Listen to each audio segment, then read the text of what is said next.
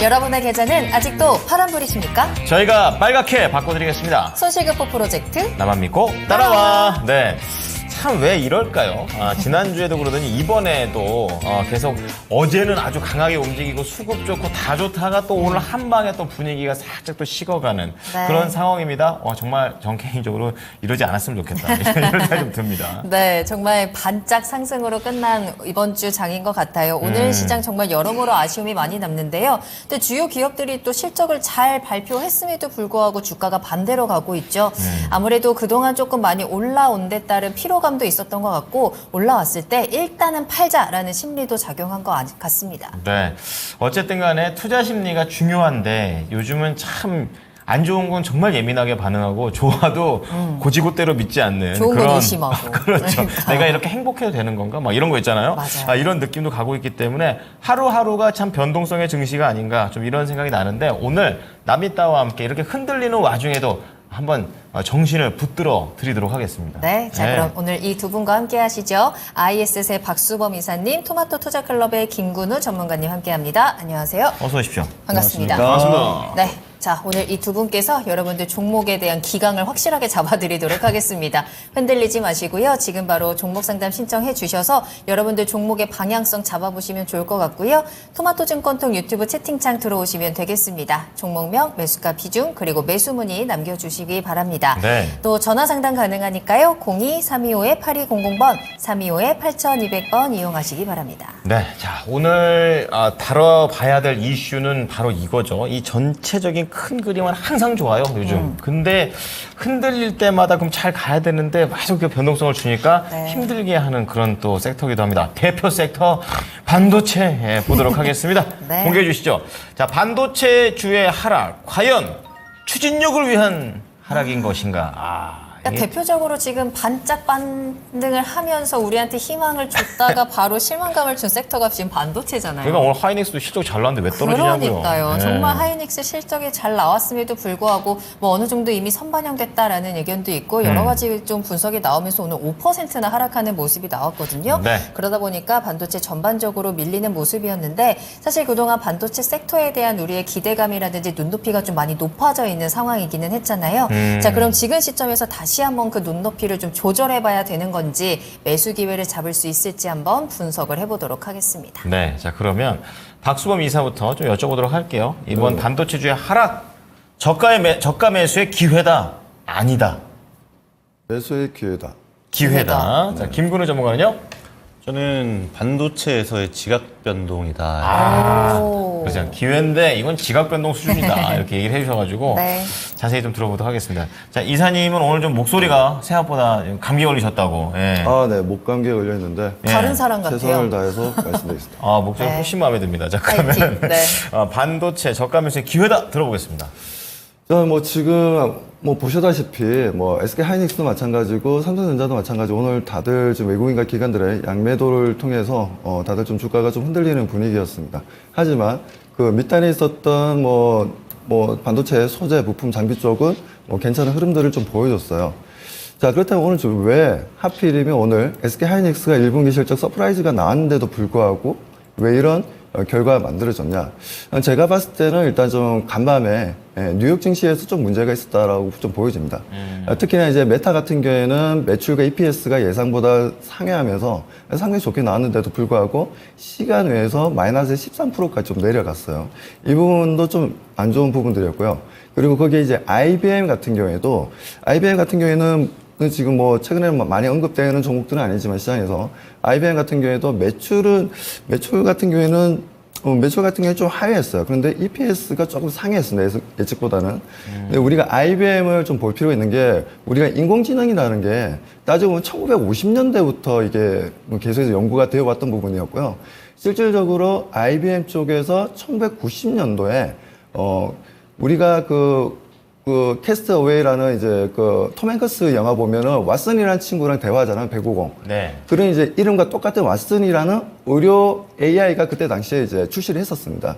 거기에다가 딥블루라고 해가지고 이 친구랑 또 러시아에서 전 세계에서 체스를 잘 둔다는 분과 1997년도에 실질적으로 이제 대결을 했는데 거기서 딥블루가 이기게 됩니다. 세계 최초로. 뭐 그랬던 이제 어떻게 보면 IBM이 어떻게 보면 지금 현재는 우리가 뭐 구글이라든가 아니면 마이크로소프트라든가 오픈 AI를 많이 얘기하지만 실적으로는 IBM이 그런 상징적인 부분들이 있어요. 인공지능 쪽에서. 뭐 그 내용들이 있다 보니까 IBM이 시간 외로 또 마이너스 8%까지 떨어졌습니다. 뭐 이런 부분들이 실제적으로 이제 이런 인공지능 관련해서 영향을 좀 준 게 아닌가라고 좀 보여지고요. 아무튼 거기에다가 지금 엔비디아까지 주가가 또 마이너스 3.3%까지 좀 하락을 했어요.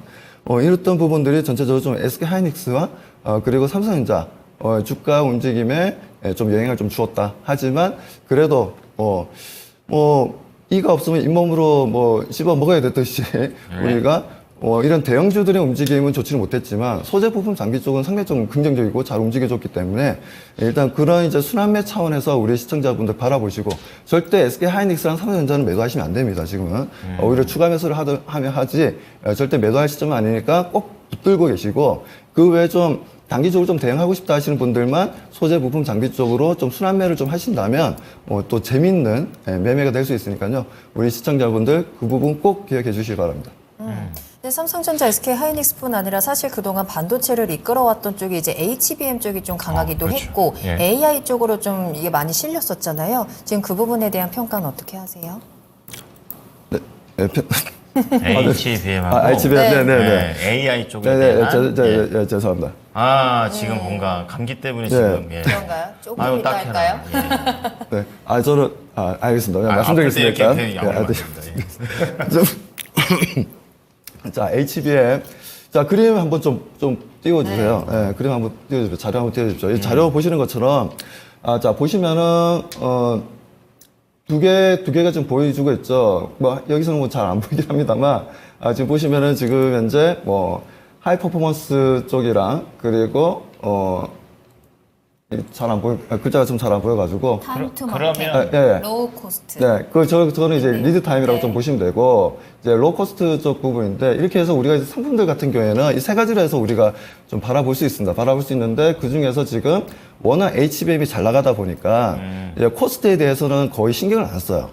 신경 쓰지 않고, 제때 제품을 납품할 수 있냐, 그리고 성능이 좋냐, 이 두 가지만 지금 따지면서 지금 현재 제품을 받고 있는 상황이라는 거죠. 만들면 팔리니까 그냥 그렇죠. 만들자마자 다 팔리고 있고 SK 하이닉스 같은 경우 올해는 완판이 됐지 않습니까? 이미 벌써 작년에 완판됐었죠. 그렇기 때문에 그런 부분들이 일단 좀 그런 부분들을 좀 얘기하고 싶어서 그렇기 때문에 지금 이제 HBM 시장이 주가는 전체적으로 보면 SK 하이닉스랑 삼성전자 주가가 좀 내려오다 보니까 HBM에 대한 수요가 조금 둔화되는 건가? 아니면 어떤 병목 현상이 만들어졌나? 여러 가지를 좀 고민을 하실 겁니다. 우리 시청자분들이. 하지만 그런 거 전혀 없다, 지금 아직. 그리고 두 번째 좀 자료 좀 보여주시기 바랍니다.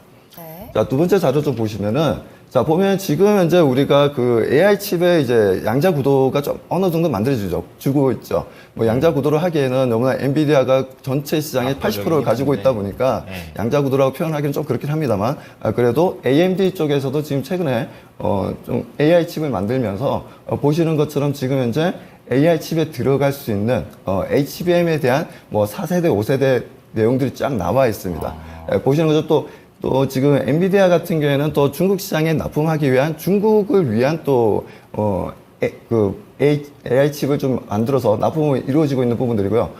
그래서 지금 현재 이런 흐름들은 계속해서 이어져 나가는 부분들이에요. 그렇기 때문에 HBM의 수요가 부족해서 삼성전자나 SK 하이닉스가 주가가 조정이 만들어진다든가 TSMC가 최근에 그런 얘기도 하긴 했었어요. 이번에 1분기 실적을 발표하면서 올해 예상치를 20% 이상 작년 동기 대비해서 20% YOY상 20% 이상 성장할 것이라고 생각했는데 실적으로 10% 정도만 성장할 것 같다. 이 말 한마디가 전체적으로 좀 분위기를 톤 다운 시켰다라는 부분들입니다. 그런 부분들이 좀 있었는데 이건 제가 봤을 때는 아직까지는 실적이 나오는 데이터와 그리고 이런 또 기업들이 실적 발표할 때 나오는 얘기와 그 부분들에 있어서 많은 갈등을 하실 겁니다. 우리 시청자분들이. 이걸 발표하는 사람의 말을 믿고 이걸 매도해야 되나? 아니면은 지금 현재 나오는 데이터를 믿고 계속 보유를 해야 되나? 두 가지의 마음을 좀 가질 수가 있는 상황인데 제가 보는 입장에서는 오랫동안 제가 주식시장에 있으면서 느낀 건 뭐냐면요. 말보다는 실제 일어나는 일이 더 중요합니다. 그렇기 때문에 저는 지금 이제 실적이 더 중요하다고 바라보고 있고 그런 관점에서 보자면 삼성전자는 SK하이닉스는 그나마 7만 원에 과거에 있었던 작년마다 10만 원에 있었던 종목이 지금 이제 거의 20만 원 가까이 왔다가 좀 조정받았지 않습니까? 삼성전자는 그렇게 크게 오른 것도 없어요. 따지고 보면. 예. 그래봐야 뭐 한 6만 원 정도까지 내려갔다가 이제 8만 원 조금 올랐다가 좀 단기 조정을 받았는데 SK하이닉스에 비해서는 너무나 멀티플을 많이 못 받고 있는 상황이라는 거죠. 뭐 그렇기 때문에 그런 부분들이 아쉬운데 절대 여기서는 추가 매수해야 될 시점이고 우리가 정말 공략해야 될 시점이니까 우리 시청자분들 그 하나는 꼭 기억해 주시기 바라겠습니다. 네, 알겠습니다. 네. 자, 그러면 이번엔 지각 변동이라고 얘기를 해주신 김근우 전문가 얘기를 좀 들어보겠습니다. 지각 변동 정도면 굉장히 크게 좋게 보시는 거잖아요.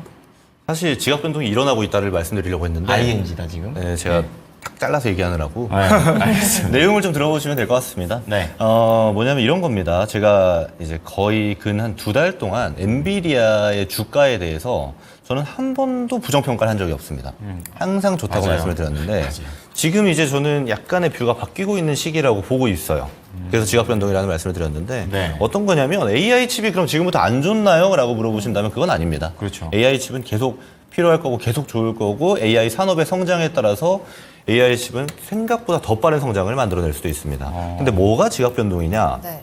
자, 우선 제가 결과를 말씀드리자면 제 뷰에 차트 제가 하나 준비한 게 있는데 차트 한번 보면서 이야기 드리겠습니다.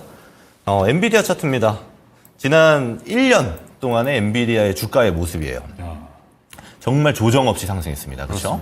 그리고 최근에 와서 조정을 받고 있는데 최근 고점이 어디냐면 이제 1,000달러 밑에 한 970달러대 정도가 이제 고점입니다. 네. 거기에서부터 이제 하락이 시작했고 지금 또 반등이 또 나오고 있는 지점인데 저는 지금 단계에서 이 1,000달러까지 가는 길이 쉽지 않을 거라고 봅니다.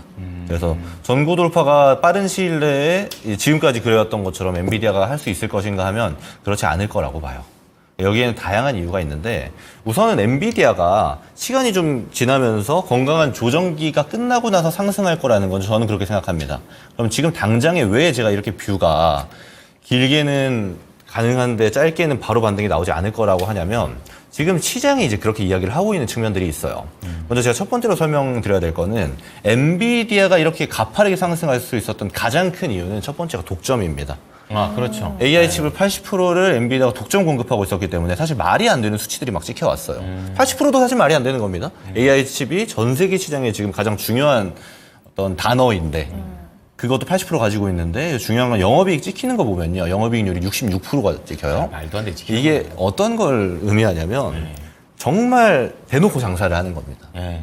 부르는 게 값이라는 거예요. 그렇죠. 그럼 이 스탠스를 언제까지 유지할 수 있을 것인가? 이 문제에 우리가 좀 고민해 봐야 될 필요가 있다는 겁니다. 경쟁자들이 이제 생기고 있잖아요, 계속. 그렇죠. 네. 제가 그 부분을 좀 말씀드리려고 하는데 네. 일단 지금 엔비디아와 연계되어져 있는 기업들 있잖아요. 엔비디아 주가랑 가장 밀접하게 관련 있는 게 이제 사실 뭐 칩을 엔비디아가 하니까 엔비디아 들어가 있고 당연히 이제 장비단에서 있는 ASML이 있고 또 생산해주는 TSMC가 있고 또 거기 메모리를 붙이는 HBM하는 SK 하이닉스가 있습니다. 그렇죠. 가장 연관이 깊은 이제 집단이라고 볼게요.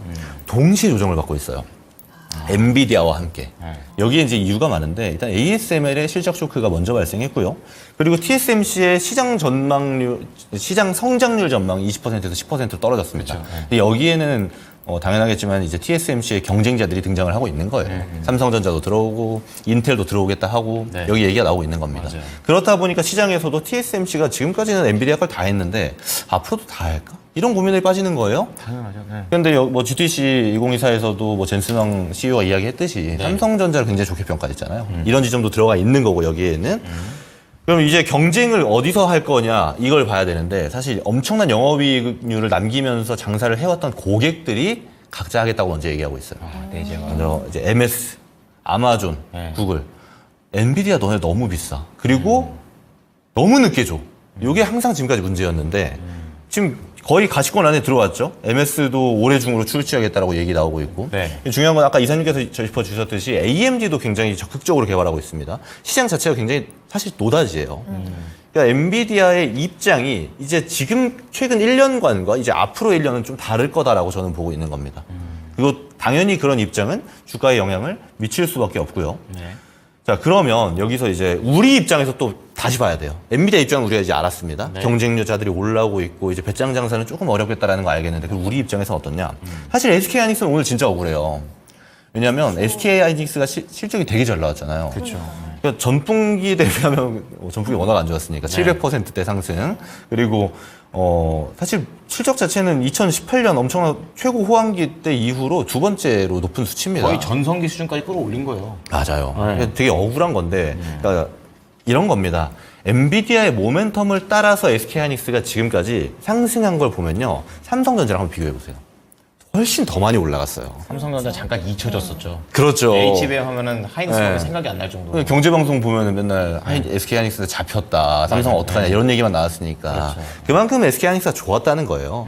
그래서 지금 상승분이 좋기 때문에 조정기가 발생할 수밖에 없다라고 일단 보여집니다. 네. 지금 상황에서는 좀 억울한 측면이 있는데 우리 시장은 사실 아까 엔비디아랑 입장이 좀 다른 게 뭐냐면 우리나라에 있는 반도체 기업들은 거의 온리 메모리예요. 대부분이. 그렇죠. 이 AI 칩, 그러니까 이제 시스템 반도체를 영위하는 데는 사실 거의 없습니다. 이제 막 생겨나고 있어요. TSMC가 뭐 압도적이었으니까요. 네. 그렇죠. 파운드리도 그렇고. 네, 이제 그쪽 가겠다는 거죠. 이런 측면들이 우리의 입장에서는 엔비디아가 좀 그러면 덜 좋으니까 우리는 안 좋겠네라고 받아들일 필요가 없다라는 거예요. 우리는 성격이 다릅니다. 메모리를 하기 때문에. 첫 번째로 봐야 되는 게 제가 계속 강조드리는 게 D램이랑 낸드 가격이 돌아선 거 있잖아요. 이게 굉장히 중요합니다. 그게 사실 SK 하이닉스 실적에도 영향을 굉장히 많이 미쳤어요. 그리고 이 지점이 있고 중요한 거는 그럼 가격만 올라가느냐? 그게 아닙니다. 수주량, 그러니까 주문량도 굉장히 많이 증가했어요. 지금 실적 발표에서도 중심으로 떠오른 얘기가 낸드가 사실 좀 걱정이 많았어요. 그렇죠. 낸드가 재고가 많았기 때문에. 근데 재고 엄청 많이 있었다고 지금 얘기했습니다. 펑콜에서도 얘기가 나왔고. 그러니까 실제로 우리 레거시 반도체가 지금 좋기 때문에 메모리 반도체는 당연히 지금 좋을 수밖에 없는 거고 이 SK 하이닉스 삼성전자의 실적이 좋게 나올 게 뻔합니다. 삼성전자도 좋게 나올 게 뻔한데 그러면 그 하단에 있는 종목들은 사실 되게 좋은 거예요. 지금. 그래서 우리 입장에서는 그렇게 걱정할 사항은 아니다. 이렇게 보는 게 저는 맞다라고 봅니다. 그래서 그럼 반도체 종목들이 지금 사실 굉장히 선별적이에요. 지금까지 한 작년 중순부터 정도로 보면은 2차 전지가 중순 이후로 다 꺾였잖아요. 그리고 반도체 올라가기 시작했는데 반도체 그때 사놨으면은 사실 아무거나 사도 수익입니다. 그렇죠. 그 정도로 반도체가 다 같이 올라갔다면 지금부터는 좀 방향이 다를 거예요. 이제는 엔비디아 모멘텀으로 올라간 애들이 있어요. 예를 들면 매출이 찍히지도 않습니다, 사실. 이제 AI 칩, 한다. 모멘텀 좋다로 간 애들이 있고, 또 CX에 좋다고 간 애들이 있고, 사실 CX에는 또 제가 추가 설명 드려야 되는데, 이거 제가 다음에 드릴게요. 너무 길어지니까. 예. 하여튼. 분량 조절. 그러니까 애들이 이제 각각의 다른 모멘텀이 있었는데, 엔비디아 향을 띠고 갔던 테마들은 죽을 확률이 높습니다, 지금은. 그러면, 아예 레거시 쪽이 지금은 사실 상승이 시작했고 도중에 조정도 있지만 이쪽은 계속 좋을 거예요, 당분간은. 그럼 반도체도 선별적인 움직임을 보여줄 테니까 우리 입장에서는 이거를 과거처럼 그냥 사놓고 두는 게 아니고 어느 정도 트레이딩 뷰로 보면서 좋은 애들이 뭔가를 관찰할 필요가 있다라는 겁니다. 그래서 지금은 지각 변동이 발생하고 있고 이 시점에 우리는 시장도 좀 오르락 내리락 하잖아요. 네. 이 시점에서 우리는 어떻게 판단할 것인가 이 점을 좀 고민해야 된다. 이렇게 말씀드리도록 하겠습니다. 네, 이제 뭐 기존에 잘했던 거 레거시 쪽하고 앞으로에 대한 미래 반도체 이쪽 쪽하고 계속 저울질하면서 계속 팔면 되겠는데요. 그렇다면 이제 두 번째로 좀 궁금한 것이 시장에서 반도체 내에서도 이 섹터별로 차별화가 계속 나고 있는데 그 와중에도 반도체가 움직일 때나 이럴 때 제일 먼저 보이는 게 사실은 장비주고 오늘도 그렇죠. 장비주만 제일 잘 가는 모습이 좀 나오고 있습니다. 네. 자, 그래서 우리가 이제 어떠한 관점에서 이 장비주라든지 또는 또 주시해봐야 될 종목이 있는지 이 부분에 대해서 좀 더 깊이 있게 다뤄보겠습니다. 이사님께서는 이런 차별화장, 그리고 반도체주의 이런 장비주들의 강세, 이런 매매 관점 같은 걸 우리가 어떻게 가져가는 게 좋을까요?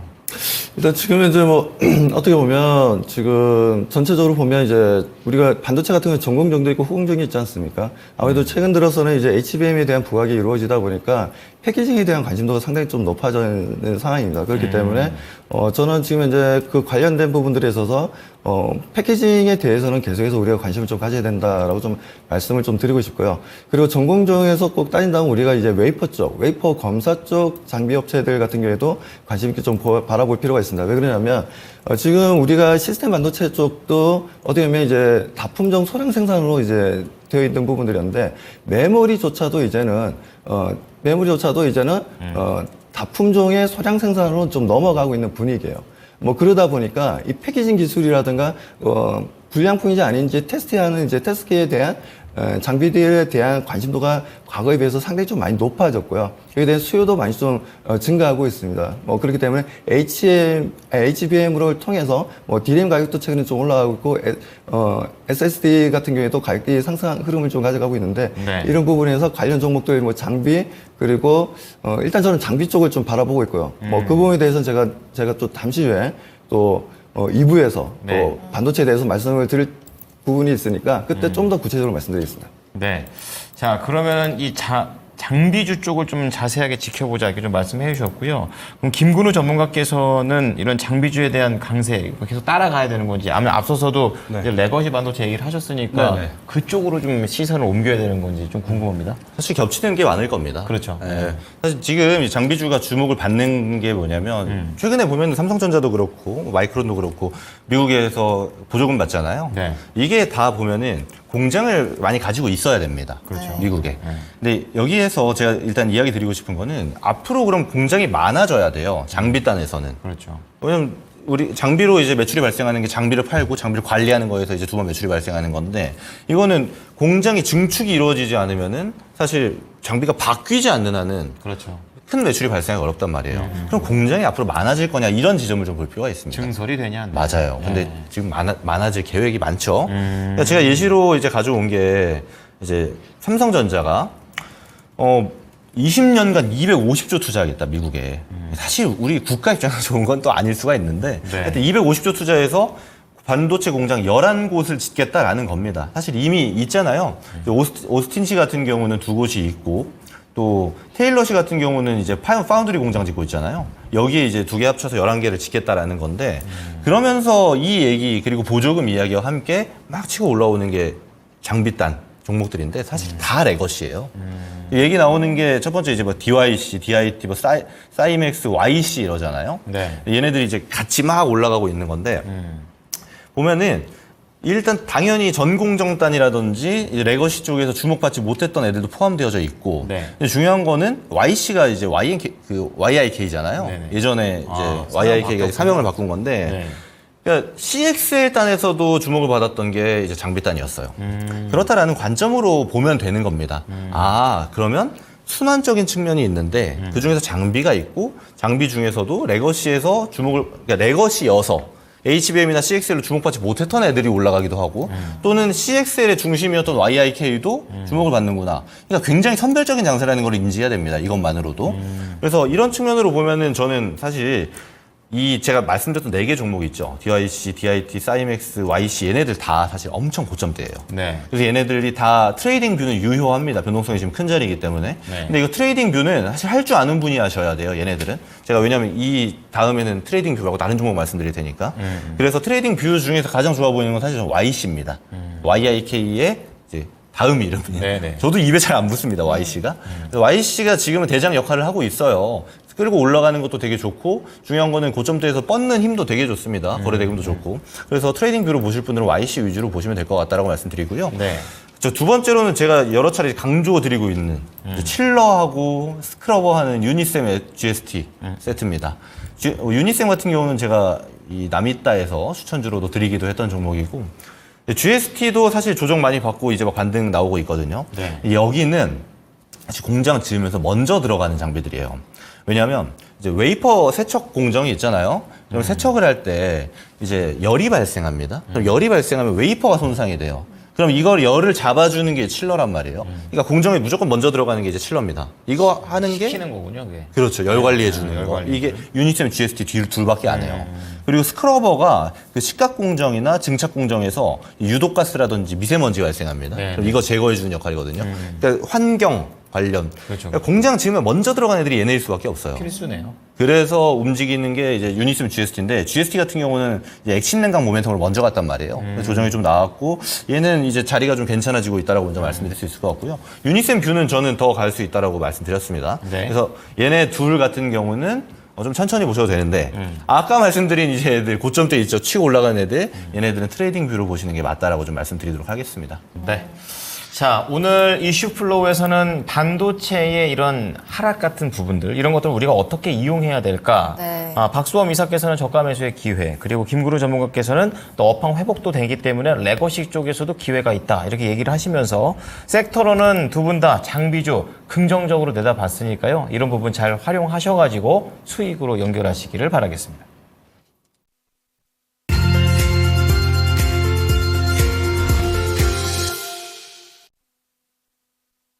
네, 나만 믿고 따라와 스피드 종목 진단 출발하겠습니다. 종목명, 매수가, 비중 지금 바로 토마토증권통 유튜브 채팅창에 남겨주시고요. 네. 매수하고 싶은 종목 있으시다면 매수 문의 남겨주시고 미리미리 점검 받으시길 바라겠습니다. 전화 상담 가능하고요. 02-325-8200번, 325-8200번으로 전화 주시기 바랍니다. 네, 자 그럼 첫 번째 종목부터 가보겠습니다. 네. 자, 첫 종목은 석유동 레드불님께서 네. 또 방산의 또 대표적인 종목이기도 합니다.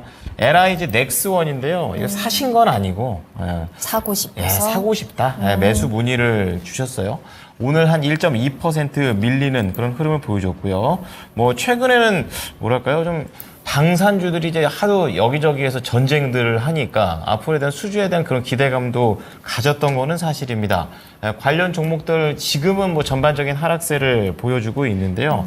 이걸 이제 계속 가져가도 사서 가져갈 타이밍이 드디어 온 건지 알아보도록 하겠습니다. 네.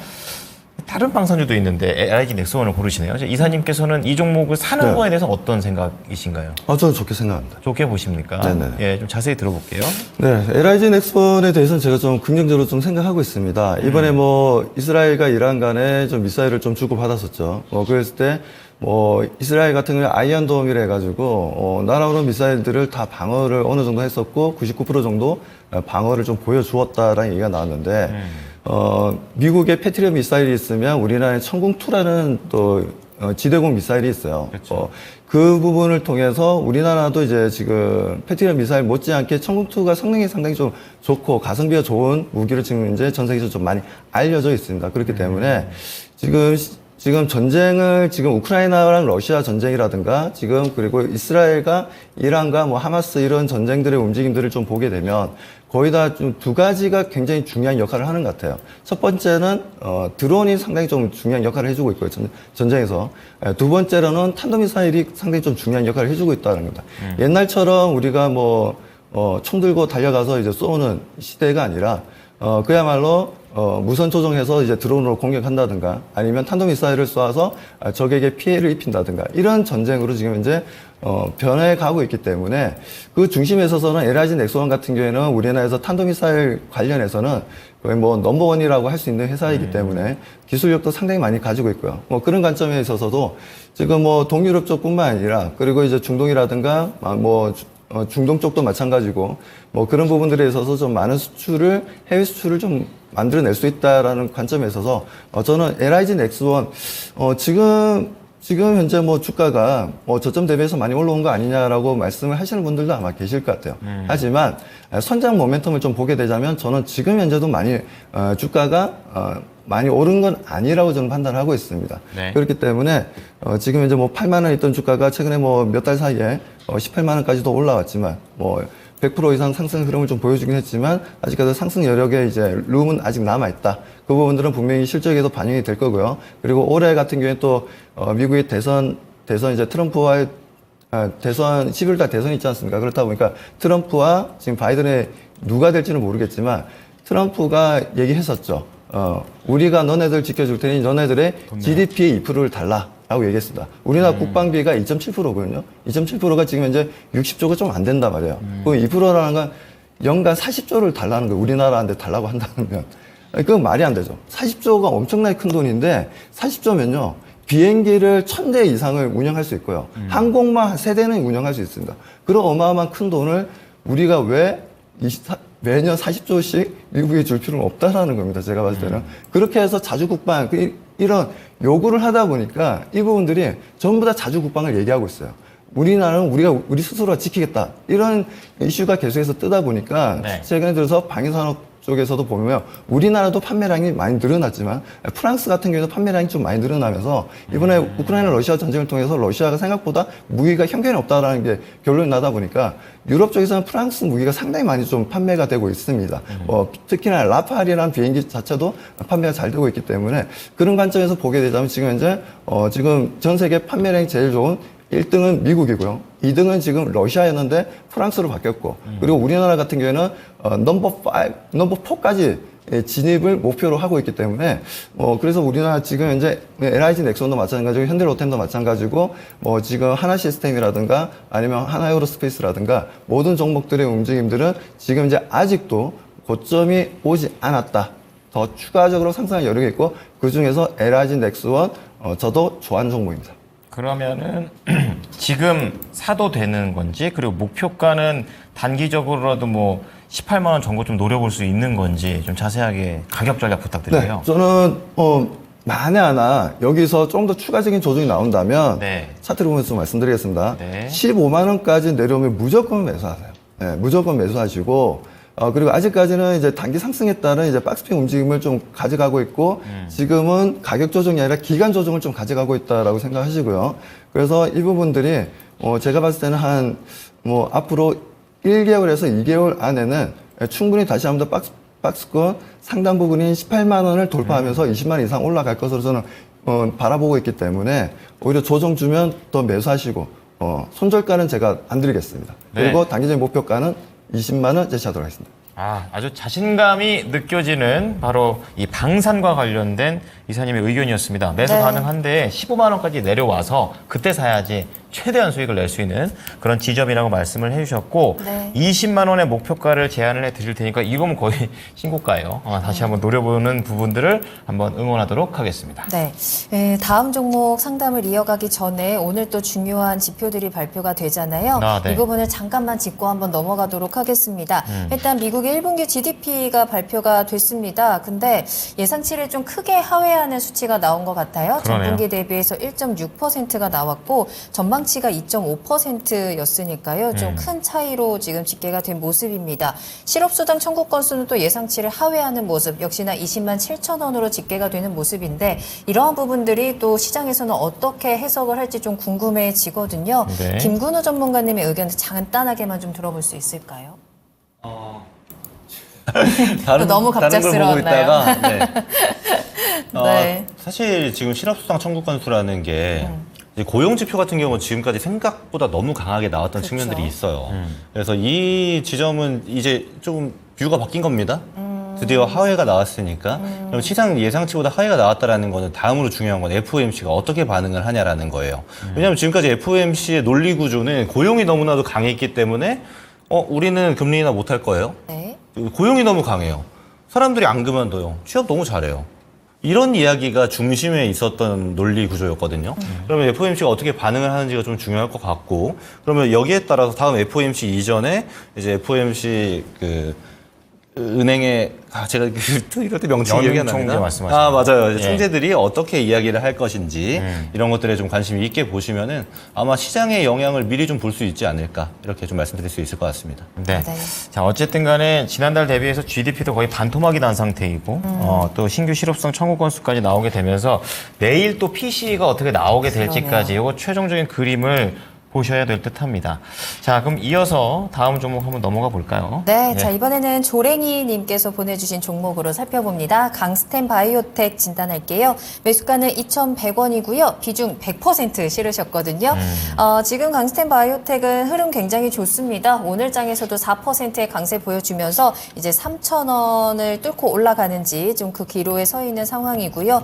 여러 가지 좀 호재들이 좀 나오고 있는 것 같아요. 개발 중인 치료제에 대한 긍정적인 소식들도 있고 이 자회사인 크로엔의 지분을 매각한다라는 소식까지도 좀 들려오고 있는 것 같은데 네. 이런 부분에 대한 분석과 함께 앞으로 전망 체크하겠습니다. 전문가님, 강스템 바이오텍 더 가지고 가도 괜찮을까요? 네, 우선은 사실 지금 모멘텀이 좀 유지될 가능성이 굉장히 높다라고 보고 있는데 이게 크로에는 지금 공시 먼저 제가 설명을 드릴게요. 네. 크로에는 강스템바이오 자회사입니다. 그럼 여기서 말하는 이제 비임상 CRO 이거 얘기가 있는데 이거 하는 데라고 나오는데 이게 뭐 하는 거냐면 우리가 바이오테크 보면은 임상 1상, 2상, 3상 이런 거 들어보셨잖아요. 그럼 그 전에 하는 겁니다. 예를 들어서 약으로 쓸 수 있는 바이오테크의 물질을 찾았다라면 이거를 사람한테 적용하기 전 단계에서 동물한테 적용을 한다라거나 보통 이거 독성 시험이라고 하는데 이런 걸 주로 하는 게 강스텐 바이오의 자회사 크로엔이었어요. 근데 이 크로엔이 이제 HLB 바이오스텝에 인수가 된 겁니다. 그러니까 강스텐 바이오 입장에서 판 거예요. 근데 이거는 이 공시는 지금 강스텐 바이오 모멘텀이랑은 별로 상관이 없을 겁니다. 왜냐하면 이 자회사 모멘텀으로 지금 상승하는 게 아니에요. 그리고 강스텐 바이오는 아직은 지금 임상 단계이기 때문에 매출 파이가 크지 않습니다. 이 말은 다시 이야기 드리자면 재무 구조가 당연히 안 좋습니다. 당연한 신약 개발하는 업체가 거의 다 그래요.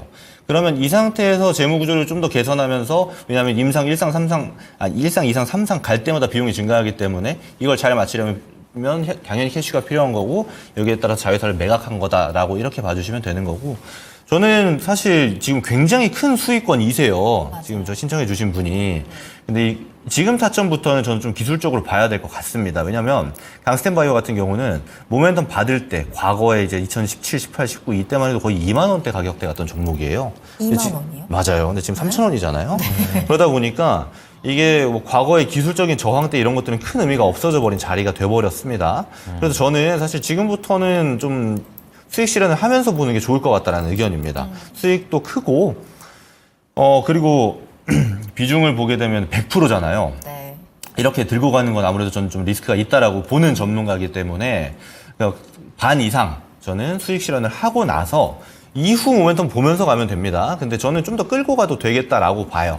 그래서 이제 3,000원대 초반 가격대에 물량을 좀 많이 정리하시고 나서 끌고 가자라고 말씀드리고요. 그리고 보면은 이제 그 다음 매물대가 3,500원, 4,000원 이 구간으로 가야 됩니다. 여기서부터는 사실상 신고가 영역이에요. 그러면 여기까지 본다라는 관점으로 보시되 3,000원대 초반부터는 수익 실현을 하면서 물량을 좀 덜면서 가자. 이게 리스크를 줄이는 방법이다라고 말씀드리겠습니다. 그리고 100% 투자는 웬만하면 하시면 안 돼요. 하는 말씀 같이 드리겠습니다. 네. 자, 모멘텀 계속해서 좀 주가를 끌어올릴 가능성이 있습니다. 다만 지금 비중에 대한 조절은 반드시 필요해요. 3,000원 위에서부터 수익 실현하시면서 비중 조절 반드시 하고요. 3,500원, 4,000원까지 보도록 하겠습니다. 네. 자, 다음 종목은 이 초코파이가 생각나는 종목 오리온입니다. 이제는 초코파이 아니잖아요. 아니. 꼬북칩 시대 아닙니까? 그래요? 그래요? 당황스럽네. 어머나. 옛날 사람. 저도 알아요. 네, 어쨌든 이 오리온을 네. 꼬북칩이 미국에서 잘 팔린다고 얘기도 들으셨고 또 바닥일 것 같아서 이게 올해 1월 중순에 한번 급락 한번 했습니다. 그 이후로 완전 바닥이 맞아요. 네, 확실하게 더 내려갈지 어쩔지 모르겠지만 그래서 사셨답니다. 93,200원에 비중은 5%. 살짝 발 하나 들여 놓으셨는데요. 계속 가지고 할까요? 아니면 추가 매수를 생각하고 있을까요? 추가 매수도 생각하고 있습니다. 이렇게 얘기해 주셨어요. 또 소비 쪽이기 때문에 경기 생각하면은 오리온이 뭐 그렇게 나쁘진 않을 것 같은데 그렇다고 뭐 성장주처럼 막 팡팡 치고 나갈 그런 건 아닌 것 같아서요. 우선 오리온에 대한 전망 어떻게 보십니까?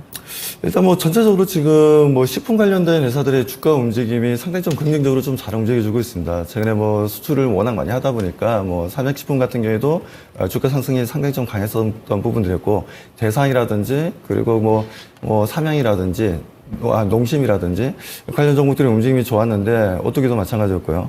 자, 오리온 같은 경우에도 어떻게 보면 그런 관점에서 하나의 또 상승 분위기를 좀 가져갈 수 있지 않나라고 많은 분들이 생각하시겠지만 아시다시피 차트를 좀 보면서 말씀드리겠습니다. 자, 올해 1월 달이었어요. 1월 달에 주가가 크게 조정을 한번 받았습니다. 거래량도 많이 형성되었어요. 자, 이런 형태를 왜 보여줬는지 다들 아시죠?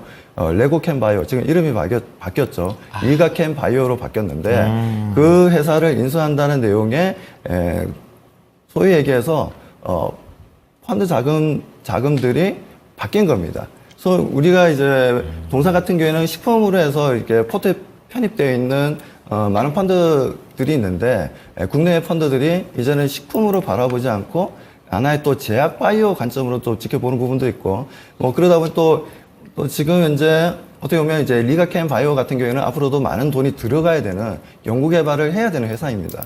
그러다 보니까 아무래도 오리온 입장에서는 EPS가 나빠질 수밖에 없어요. 그런 관점에서 다들 지금 현재는 어느 정도 지금 행보를 하고 있지 않습니까? 이 행보는요, 제가 보는 관점에서는 그렇게 크게 지금 현재 외국인이 아직도 정확한 매수는 안 하고 있거든요. 그건 뭐냐면 아직까지 자기네들이 만든 펀드에서 오리온에 대한 비중 조절을 아직까지 완벽하게 끝내지 못했다는 거예요. 그렇기 때문에 그 펀드 자금이 어느 정도 비중이 당연히 이제 식품 쪽 펀드 같은 경우에는 100%는 아니지만 그래도 예를 들어서 비중을 대략 20% 정도 좀 주고 있었다고 한다면은 대략 10%에서 15% 정도는 좀 빼는 현금화시켜서 다른 식품 쪽으로 펀드를 좀 운영하는 그런 형태를 보여줘야 되기 때문에 지금 현재는 좀 옆으로 행보하면서 그런 자금들을 지금 현재 현금 캐시화 시키고 있는 상황이다라고 좀 보셔야 돼요. 그렇기 때문에 지금 상황에서는 오리온이 실적이 좋아지냐, 리가켄 바이오가 ADC 항암제를 통해서 어느 정도 성장성을 보여줄 것이냐가 중요한 게 아니라 그 펀드 자금이 어떻게 빨리 정리가 되냐라는 관점으로 봐야 되기 때문에 지금 대략적으로 한 3개월 정도 되었죠. 제가 봤을 때는 1, 2개월은 더 이 상태로 갈 것 같아요. 그렇기 때문에 동사에 대해서는 단기 차익을 노리고 들어가셨다면 제가 봤을 때는 좀 빠져나오시고 그래도 1, 2개월 정도 나는 참을 수 있다라고 생각하신다면 보유를 하시고 그렇게 해서 대응하시면 될 것 같습니다. 1, 2개월 있다가 저기 박스권 떨어져 있는 그 박스권 상단까지는 갈 수 있을까요? 아무래도 그 나오는 펀드도 있는 반면에 다시 또 제약바이오 쪽에 또 투자를 하고 있는 펀드 같은 경우는 또 담을 수도 있는 부분들이군요. 그렇기 때문에 그쪽에서의 수급들이 아직까지는 안 움직이고 있어요. 좀 더 지켜보는 분위기다 보니까 그 수급들이 좀 만들어지면 그때부터 본격적인 반등 시점이 나올 것으로 저는 판단하고 있습니다. 그러게요. 이게 반등이 되려면 리가켄 바이오를 다시 사든지 해야지 오리온과 관련해가지고는 뭔가 추가적인 상승 모멘텀 아직까지는 판단하기에는 시기상조인 부분이 있습니다. 자, 그렇기 때문에 다른 쪽으로 종목을 지금 거의 매수가 근처이기 때문에 그냥 나오셔서 딴 데 가시는 것도 한 방법이 될 수 있겠고요. 1, 2개월 이후의 전략까지 좀 말씀을 드렸으니까 참고하셨으면 좋겠습니다. 네, 종목 계속해서 이어갑니다. 카카오 진단할 텐데요. 손실률이 좀 큰 상황이에요. 매수가가 10만 5천 원입니다. 절파고 PDTV님의 종목으로 살펴볼 거고 계속해서 하락하면서 오늘은 47,400원까지 내려왔어요. 지금 이미 손절 타이밍을 놓친 건가 하면서 좀 후회도 하고 계신 상황인데 일단 장기로 봤을 때 조금 더 상승의 가능성, 반등의 가능성 있을지 궁금하다라고 하십니다. 반등의 목표가 7만 원에서 8만 원까지 지금 기다리고 계신 상황이거든요. 근데 카카오가 지금 모처럼 호재도 없고 근데 계속해서 여러 가지 좀 악재적인 이슈는 있는 것 같고 AI 쪽에 대한 자꾸 모멘텀을 묻어가려고는 하는데 아직 그게 영향은 받지 못하고 있는 것 같아서요. 네. 카카오 많이 답답합니다. 어떻게 대응해야죠? 일단 사실 제가 이제 떨어지는 칼날 잡는 건 좀 어려운 측면에 대해서 좀 설명을 드린 적이 한 번 있었는데 어떤 거냐면 되게 잘해야 됩니다. 떨어지는 칼날 잡을 때는. 떨어지는 칼날을 잡으신 거예요, 지금.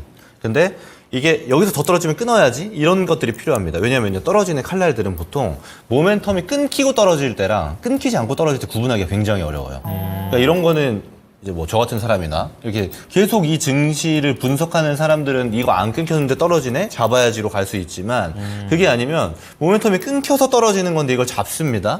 그러면 추락이 발생하는 거예요. 카카오가 이런 방식입니다. 제가 차트 띄워놨는데요. 차트 한번 보시면서 제가 설명드릴게요. 이 월봉 차트예요. 여기 2004년부터 최근까지 20년 동안 차트인데 잘 보세요. 카카오라는 종목이요. 지금 제가 말씀드리는 요 구간 있죠. 여기 구간. 보면은 거의 10년 넘게 같은 가격대 유지합니다. 이 10,000원에서 20,000원 정도 왔다 갔다 하면서 제대로 된 반등이 없어요. 그러다가 코로나가 딱 터지고 2020년도 여기 시점 있죠. 2020년 제 마우스가 있는 시점인데 여기서부터 급상승을 하기 시작하는 겁니다. 이때 카카오가 상승했던 모멘텀이 어떤 거였을까요? 우리 한번 기억해 볼까요? 한 4년 전이었는데. 그러니까 아무래도 실내에서 해야 비대면. 되니까. 그럼 맞아요. 이제 비대면 하면서 카카오가 갖고 있었던 팔다리를 팔겠다였습니다. 카카오 페이 팔게요. 네. 카카오 뱅크 팔게요. 뭐 카카오 게임즈 팔게요. 이거였어요. 갖고 먹었죠. 예. 그만 열심히 카카오가 응축돼 있던 에너지를 쏟아낸 겁니다. 그래서 하나씩 팔 때마다 주가가 올라갔어요. 왜냐면 팔 때마다 그 당시만 해도 IPO 시장이 굉장히 화랑이었기 때문에 팔 때마다 대박이 나는 겁니다.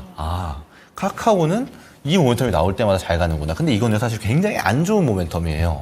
단기 이슈는 충분할지 몰라도 증시에는 하나도 도움 안 되는 겁니다.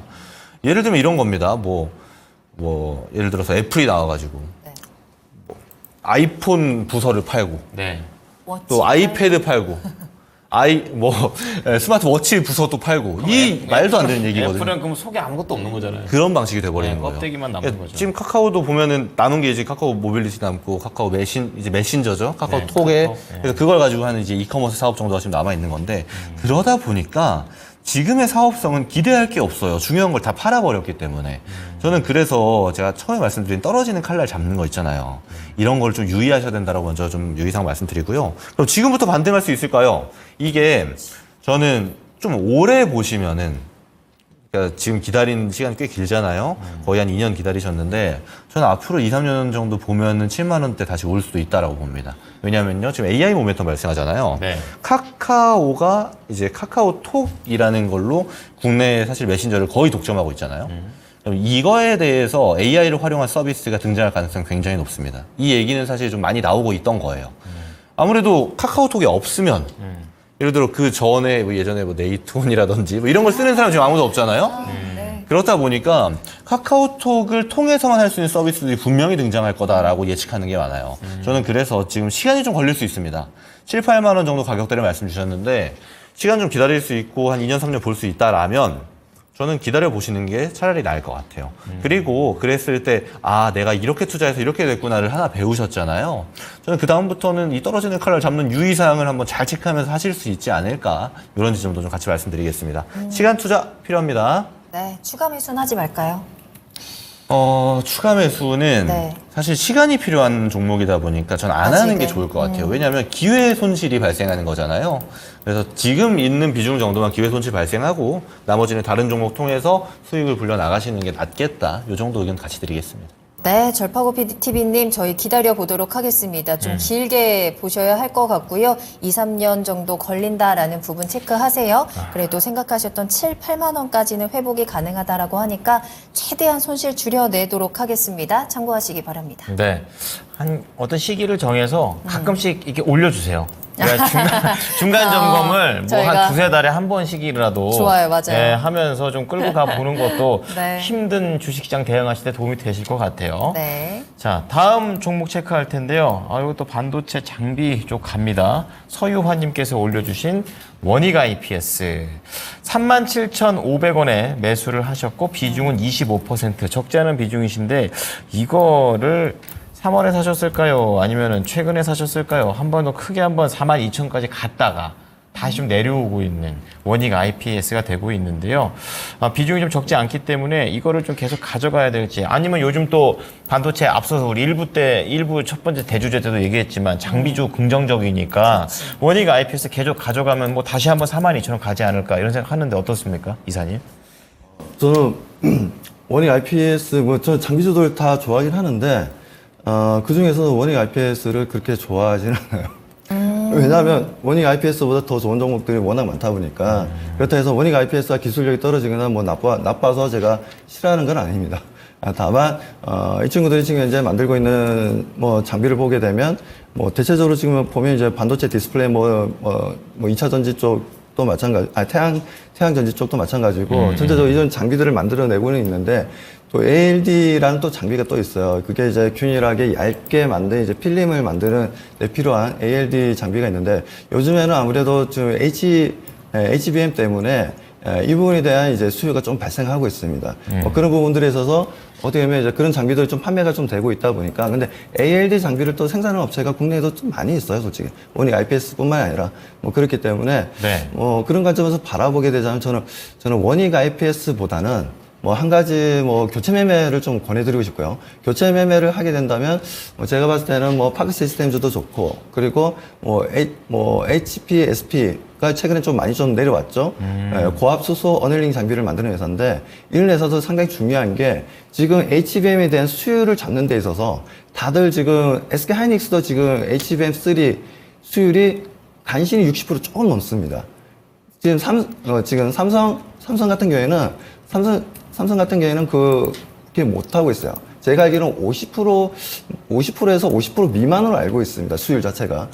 그렇기 때문에, 그런 이제 HP, SP 쪽 같은 경우에는 그런 수율을 좀 잡아주는 부분들이 있어서 이런 장비들에 대한 수요는 앞으로 좀 늘어나면 늘어날 거고, 그리고 HBM이 좀 더 이제 장비가 좀 더 사양이 올라가면 올라갈수록 이런 이제 고압수소 어닐링 장비에 대한 수요는 크게 증가할 수밖에 없어요. 근데 최근에 좀 주가 많이 조정받았죠. 네. 그리고 동사 같은 경우에는 HPSP가 지금 현재 PF 애들이 지금 죄송합니다. PF 친구들이 좀 가지고 있어요. 그러니까 이제 상업펀드라고 생각하시면 됩니다. 상업펀드 애들이 대주주로 있는데 이걸 최근에 좀 매각 이슈가 갑자기 시장에 떴다가 아니다, 우리는 매각할 생각이 없다 이렇게 됐는데, 근데 PF 애들의 기본적인 베이스는 기업을 정상적으로 성장시키고 그 다음에 좋은 가격으로 매각하는 게 목적이기 때문에 언젠가는 매물로 나올 수 있다는 거죠. 그런데 벌써 지금 현재 주가가 이 정도 조정을 좀 받았다면 한번 우리가 진입해봐도 괜찮은 위치라고 말씀을 좀 드리고 싶고,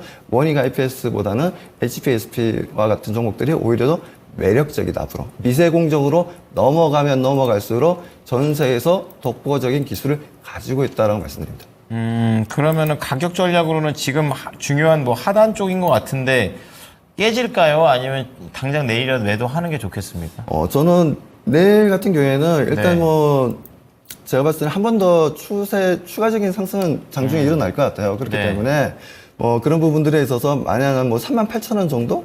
네. 39,000원, 38,000원 이 정도 오면 일단은 좀 정리하시고 교체 매매를 통해서 좀 더 큰 수익을 좀 기대를 해보시는 게 좋다고 말씀드립니다. 네, 이 원익 IPS라는 게 이제 경쟁자도 좀 많고 또 그렇기 때문에 기술적인 반등을 노리자. 같은 장비여도 또 이게 매력의 또 등급이 있는 것 같아요. 그래서 좀 이제 HBM 쪽에 이런 종목들로 한번 가보는 게 좋겠다고 말씀을 드리고, 가격적으로는 38,000원에서 39,000원 좀 말씀을 드릴 테니까 참고해 주시기 바랍니다. 네. 자, 다음 종목 빠르게 볼게요. 전화 연결하겠습니다. 시청자님 안녕하세요. 네, 수고 많으십니다. 네, 네, 반갑습니다. 반갑습니다. 어떤 종목 도와드릴까요?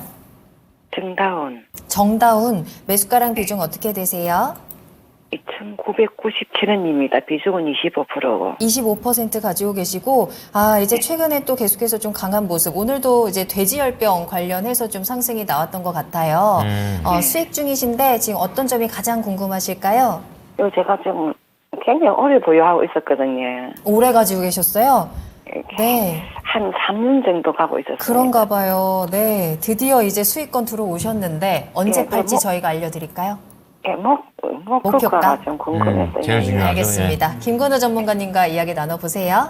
감사합니다. 네. 전문가님. 네, 제가 좀 주시죠. 설명드릴 테니까 제 설명 참고하셔가지고 대응하시면 되겠습니다. 자, 우선 이 정다운이라는 종목은 모두가 생소하실 거예요. 이게 뭐 하는 종목, 기업이냐면 오리를 키웁니다. 그리고 오리를 소축도 하고 가공도 하고, 그래서 이제 육류 관련 몇 개 없는 이제 소형 기업인데, 이게 뭐가 중요하냐면 정다운 같은 경우는 모멘텀을 이걸 타요. AI, 조류 독감. 그렇다 보니까 이런 이슈가 있을 때 이렇게 쭉쭉쭉 올라오는 거거든요. 저는 이거 굉장히 오래 기다렸다고 말씀 주셨잖아요. 왜냐하면 그 올라왔던 시기, 매수하셨던 가격이 조류 독감 시기예요. 그러면 지금 이런 소형 종목들은 그런 테마성 이슈가 필요합니다. 뭐 우리가 아는 실적 발표나 이런 모멘텀은 다소 이런 종목한테는 좀 어울리지 않는 모멘텀이 될 수 있어요. 네. 그래서 저는 사실 지금 이제 돼지열병 얘기 나오면서 대체식품으로 얘기 나오는 게 이제 오리, 그리고 이제 닭 이렇게 나오고 있거든요. 그래서 관련 종목들이 좀 뛰고 있는데, 저는 이 시점 활용해서 매도하시는 게 좋을 것 같아요. 저는 상방으로 이제 보는 가격이 이제 3,500원에서 한 4,000원 가격대거든요. 그래서 이 구간을 좀 분할로 매도하시면서 대응하시면 되겠다라고 말씀드리고요. 얘가 이제 올라갔으면 또 내려올 겁니다. 아무래도 테마단 종목이기 때문에 이런 지점 유의하셔서 대응하시면 되겠습니다. 네, 시청자님 지금이 좀 기회일 것 같고요. 오랫동안 고생하셨는데 3,500원에서부터 조금씩 수익 실현하시면서 빠져나오시면 되겠습니다. 도움이 되셨을까요? 알겠습니다. 네, 네, 감사합니다. 고맙습니다. 네. 네. 자, 이렇게 해서 오늘 종목 진단 일단 1부는 여기서 마무리를 하도록 할게요. 네. 네. 자, 그러면 이제 2부 때는 저희가 네오셈 좀 예정이 되어 있습니다. 이것도 또 반도체 검사 장비 쪽이 되겠는데요. 오늘 또 궁금한 게 올라간 이런 섹터에서 많이 나오는 것 같습니다. 자세하게 알려드릴 테니까 잠시 후에 뵙도록 하겠습니다. 네. 자, 그럼 계속해서 나만 믿고 따라와.